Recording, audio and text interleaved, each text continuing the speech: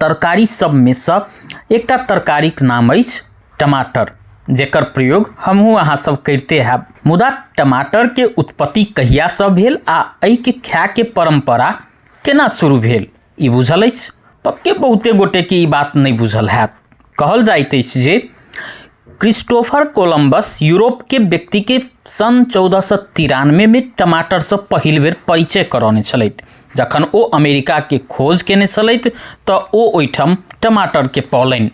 Mexico में एहि बात के प्रमाण भेटैत अछि जे टमाटर 7 से ईसा पूर्व पहिनहि से एहि धरती पर पाओल जाइत अछि।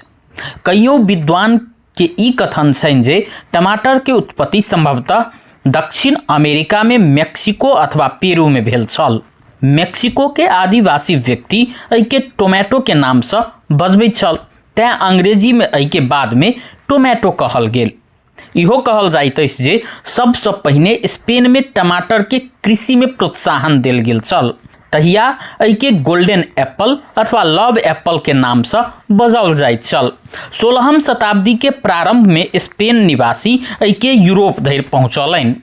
इहो कहल जाइत अछि जे वास्तव में कोलंबस नहीं छलैथ जे एहि के खोज केलनि। एकर श्रेय दूटा व्यक्ति के जा सकैत अछि, जिनकर नाम अछि बर्नाल डियाज डी कैस्टिलो आ Hernan Cortes. Bernal Diaz D Castillo 1538 में पहिल बेर देखलनि जे भारतीय सब ग्वाटेमाला में उपमहाद्वीप कब्जा केने छल ओ सब नून, मिर्चाई आ टमाटर के मिलाकर एक संग खाइत छल।